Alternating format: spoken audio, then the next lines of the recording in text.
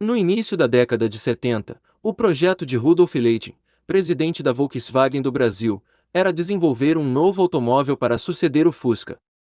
O novo Volkswagen deveria ser prático e econômico para uso nos centros urbanos, oferecendo mais espaço e mantendo a consagrada robustez do Fusca. Após muitos testes, era apresentado ao público, em 1973, o Brasília. O Brasília tinha linhas mais modernas e retas que as da Variant e ampla área envidraçada, resultando numa ótima visibilidade em todas as direções. Mídia 4,01 metros de comprimento, 17 centímetros menos que o Fusca, mas a distância entre eixos era a mesma de toda a linha. Era fácil de manobrar e ágil no trânsito. Ficou conhecido por muitos como a Brasília, em função de uma estratégia comercial da marca. Como havia uma terceira porta, a Volkswagen o classificou como perua para que recebesse a menor incidência de impostos atribuída na época a utilitários. Na frente se destacavam os 4 faróis redondos, com 4 fachos altos e 2 baixos, e as luzes direcionais embutidas no para-choque, de lâmina cromada. Visto de lado, o conjunto era harmonioso e equilibrado. Abaixo do grande vidro lateral traseiro ficavam as entradas de ar para a refrigeração do motor. Na traseira, abaixo do para-choque, uma pequena grade escondia o silenciador de saída única direcionada para a esquerda. Comportava com conforto 4 passageiros ou mesmo 5, e esse logo se tornou seu ponto forte. Mas o espaço para as malas não era bom. A bagagem só podia ficar alojada no compartimento dianteiro, pois não havia o segundo porta-malas atrás do encosto do banco traseiro, que o Fusca trazia desde sua concepção em 1934. Era possível colocar alguma bagagem sobre a tampa do motor, mas isso representava risco em caso de freada brusca ou colisão dianteira. O estepe ficava no porta-malas. O bagageiro no teto, que virou até moda na época, era uma alternativa para aumentar a capacidade de carga. O interior do novo carro era bastante simples. No painel havia velocímetro, marcador de nível de combustível e opcionalmente um relógio.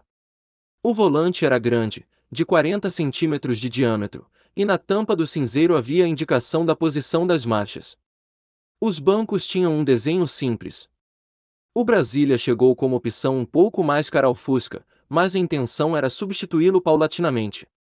O motor refrigerado a ar, de 4 cilindros opostos, 1,6 litro e um carburador fornecia a potência bruta de 60 cavalos, transmitida às rodas traseiras. E era econômico, fazia até 14 km por litro. Mesmo com pneus diagonais 5,90, 14, a estabilidade em curvas era razoável, mas a traseira ainda escapava naquelas tomadas mais rapidamente, ainda que com previsibilidade. Vários proprietários na época optaram por colocar pneus radiais 1,75/80, 14 e rebaixar a suspensão do carro, o que melhorava o comportamento, enquanto outros partiam para rodas de alumínio de 13 pol com pneus 1,85/70, 13. O Brasília tinha chassi plataforma específico, mais largo, o mesmo ocorrendo com as bitolas, explicando o comportamento melhor em relação ao Fusca. Outro melhoramento, aplicado a toda a linha A, foi a barra compensadora traseira que, por sua ação oposta à da barra estabilizadora tradicional, diminuía a saída de traseira. Ainda fazia de 0 a 100 km por hora em 23 segundos e chegava a uma velocidade final de 132 km por hora. Pouco, mas dentro do contexto de utilização da época. O carro agradou muito ao público e suas vendas logo de início foram boas. Em 1975 foram produzidas 126 mil unidades e fazia sucesso entre jovens e famílias. Durante toda a sua produção o desempenho não se alterou muito, mas a adoção de 2 carburadores de corpo simples em 1976 elevou a potência a 65 cavalos, aceleração, velocidade máxima e principalmente a economia de combustível melhoraram. Mas, como o Fusca, o carro era barulhento para os ocupantes. Com um carburador já era difícil conversar em médias e altas velocidades e, quando passou a ter 2, a coisa ficou ainda pior. Em novembro de 1976, mais um concorrente chegava ao mercado de pequenos, a Fiat lançava o moderno 147. No ano seguinte o Brasília trazia boas novidades, porta-luvas com tampa, painel com acabamento imitando madeira e novo desenho no estofamento.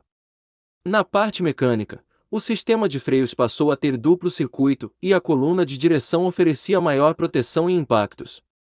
Em 1978 ganhava 2 ressaltos sobre o capô, novas lanternas traseiras, com um desenho frisado que melhorava a visibilidade quando sujas, e para-choques com ponteiras de plástico nas laterais.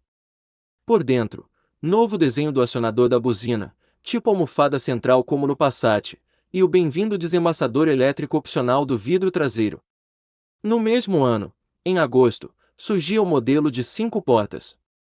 O tamanho era idêntico ao da versão 3 portas e com uma terceira janela na lateral, agradou mais aos taxistas do que às famílias.